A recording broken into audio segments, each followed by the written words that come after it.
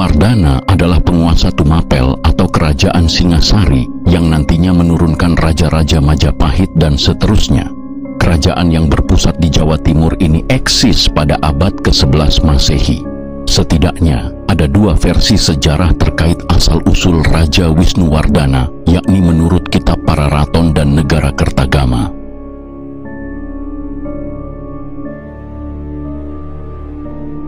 Kerajaan Singasari mengalami puncak keemasan pada era Raja Kertanegara dan memiliki wilayah kekuasaan yang amat luas. Kertanegara kala itu ingin menyatukan sebagian wilayah Nusantara di bawah naungan Singasari. Dengan pusat pemerintahan di Jawa bagian timur, wilayah kekuasaan Singasari pada era Kertanegara disebut-sebut mencakup Bali, Sunda, sebagian Kalimantan, bahkan sebagian Sumatera hingga kawasan Selat Malaka.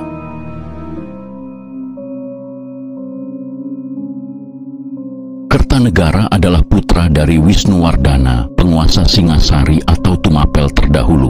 Sebelum era Wisnuwardana, Tumapel hanya sebuah pemerintahan daerah di bawah pengaruh kerajaan Kediri. Menurut Pararaton, pemimpin Tumapel adalah Tunggul Ametung yang memiliki istri bernama Ken Dedes. Pada 1922, sebut Pararaton, Tunggul Ametung mati dibunuh Ken Arok, kemudian memperistri Ken Dedes yang saat itu sedang mengandung. Anak Ken Dedes dari Tunggul Ametung ini nantinya diberi nama Anusapati.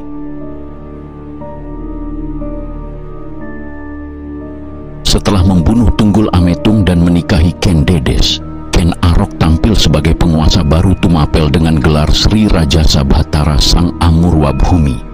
Ken Arok juga menyatakan Tumapel adalah negeri merdeka yang lepas dari kekuasaan kerajaan Kediri. Terjadilah peperangan sengit.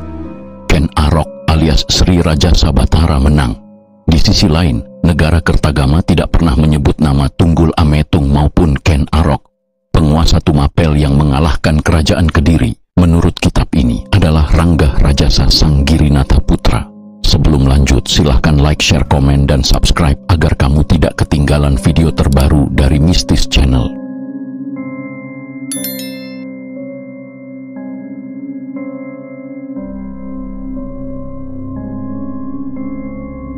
Pararaton dan Negara Kertagama. Meskipun memiliki jejak sejarah dan alur waktu yang berbeda, namun Pararaton dan Negara Kertagama punya satu kesamaan terkait garis darah Wisnuwardana. Dua kitab ini sama-sama menyatakan bahwa Wisnuwardana merupakan putra dari Anusapati. Seperti dikisahkan Pararaton, Anusapati adalah putra Tunggul Ametung yang mati dibunuh Ken Arok dengan Ken Dedes. Setelah dewasa, Anusapati yang memang ingin membalaskan dendam ayahnya mengotaki pembunuhan Ken Arok pada 1247.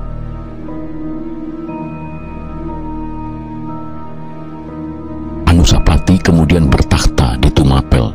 Namun, pada 1249, Anusapati mati di tangan Tohjaya. Kitab Pararaton menyebutkan bahwa Tohjaya adalah anak Ken Arok dari istri selirnya yang bernama Ken Umang. Pararaton selanjutnya mengungkapkan Anusapati memiliki putra bernama Ranggawuni atau yang nantinya dikenal sebagai Wisnuwardana. Sementara itu, Tohjaya dinobatkan sebagai raja setelah Anusapati tewas.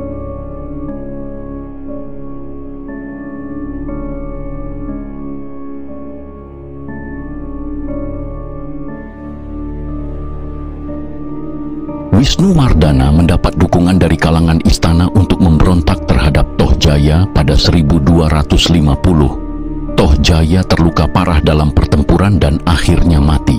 Wisnuwardana pun naik takhta sebagai pemimpin baru Tumapel. Di sisi lain, negara Kertagama juga mengakui nama Anusapati.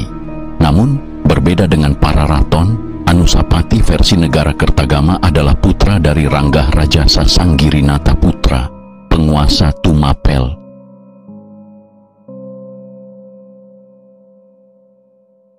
Dalam versi Pararaton, posisi Ranggah Rajasa barangkali diwujudkan pada sosok Tunggul Ametung atau Ken Arok karena negara Kertagama tidak pernah menyebut dua nama yang pernah memimpin Tumapel ini.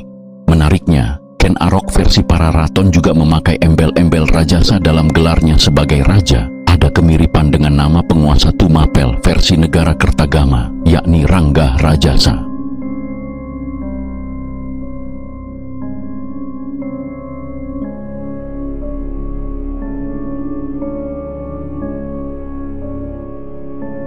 Anusapati, menurut negara Kertagama, naik takhta pada 1227 menggantikan Rangga Rajasa. Anusapati wafat pada 1248 dan digantikan oleh anaknya yang bernama Wisnuwardana. Tahun 1254, Wisnuwardana mengangkat putranya, Kertanegara, sebagai putra mahkota. Kertanegara inilah yang kelak menurunkan raja-raja Jawa, termasuk Majapahit dan seterusnya. Pada tahun yang sama, Wisnuwardana juga mengganti nama kota raja, ibu kota Tumapel, menjadi Singasari, diperkirakan berlokasi di sekitar Malang. Nama Singasari pada akhirnya justru lebih dikenal ketimbang Tumapel. Raja Kertanegara membawa Singasari ke puncak kejayaan, namun ia sekaligus raja pamungkasnya. Ambisi menguasai Nusantara belum sepenuhnya terwujud karena Kertanegara tewas dalam suatu upaya pemberontakan.